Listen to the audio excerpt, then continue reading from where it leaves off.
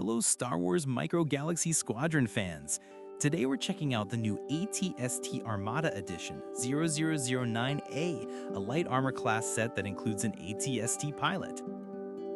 Let's take a look at the packaging. On the front, we can see the ATST clearly displayed, with its pilot figure separated on the left side.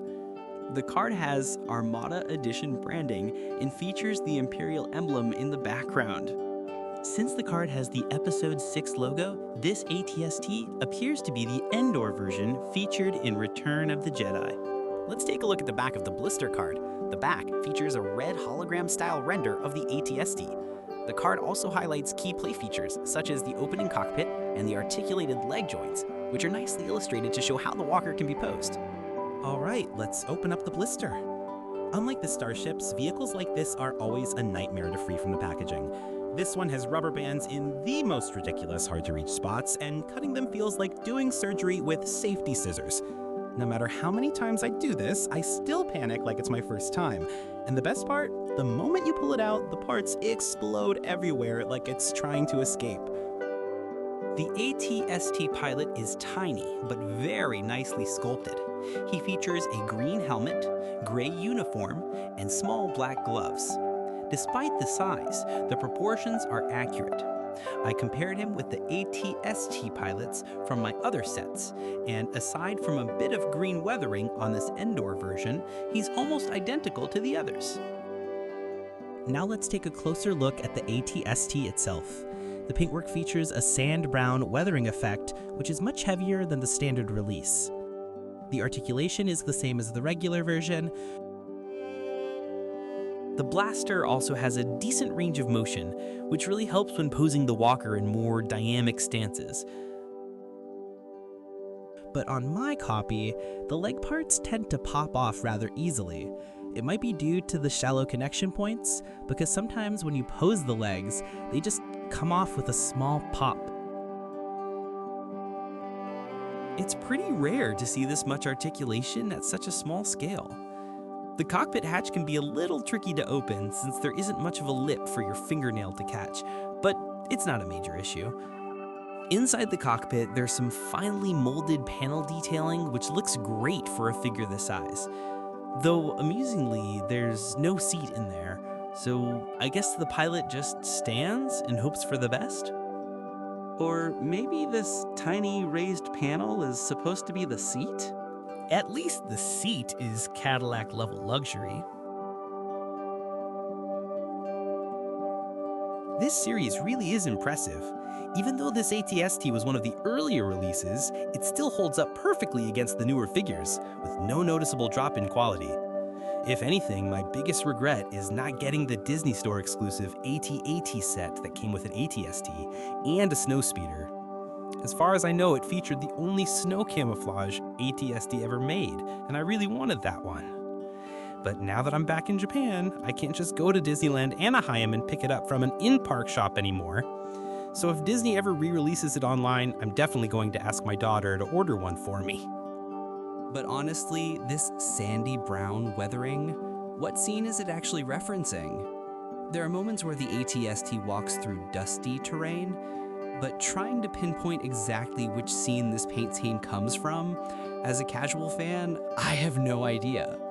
Maybe it's supposed to be after the Ewoks knocked it over? Hard to tell, but it's a fun thought. And then I started imagining, if there were a Death Trooper exclusive ATST in Rogue One, it would definitely be painted black, giving it a unique, elite look. A black ATST marching through the night, that alone would be insanely cool. And a black AT-AT on top of that, just the idea is exciting. Thoughts like this show how strong the walker designs are. They look good in almost any variation, even if it's just pure imagination. The vehicle measures approximately 4 centimeters, 1.57 inches in width, 6 centimeters, 2.36 inches in length, and 9 centimeters, 3.54 inches in height. So, as we look at how this vehicle compares to other ships in the same series, please enjoy this brief explanation of what I've learned about it.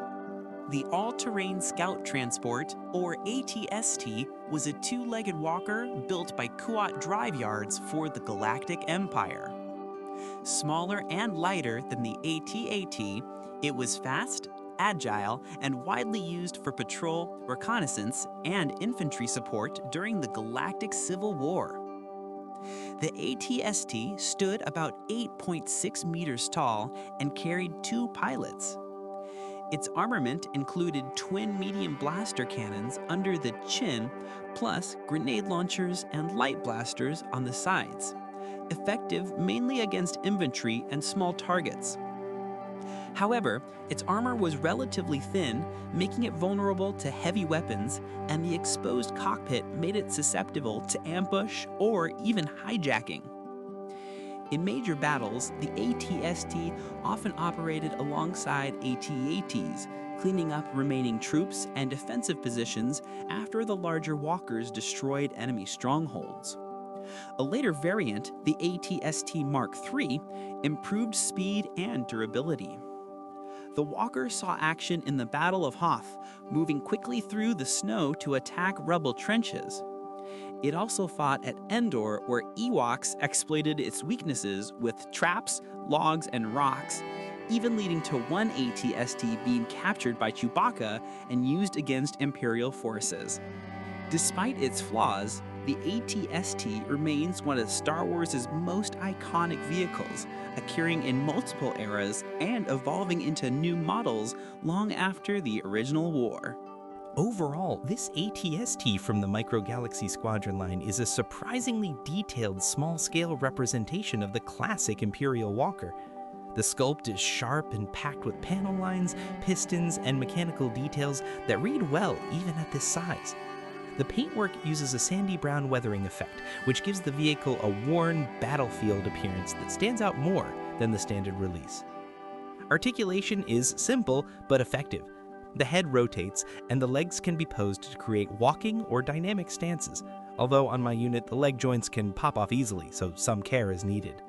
The cockpit opens and can seat the included pilot figure, which adds a fun functional element, rather than just being a static display piece. In terms of size, the vehicle measures roughly 4 centimeters wide, 6 centimeters long, and 9 to 10 centimeters tall depending on the leg position, making it about 1/100th scale. The pilot figure stands at 2.5 centimeters, roughly 1/72nd scale, and is surprisingly well sculpted for its size. Despite its small footprint, this is a high-quality miniature with great shelf presence. Collectors will appreciate the weathered paint, functioning cockpit, and articulated legs, and Star Wars fans will enjoy having such an iconic vehicle represented so well at this scale. If you're building a Micro Galaxy Squadron collection, this ATST is definitely worth adding. That will be all for today's video. Thank you for watching, and I hope to see you again soon.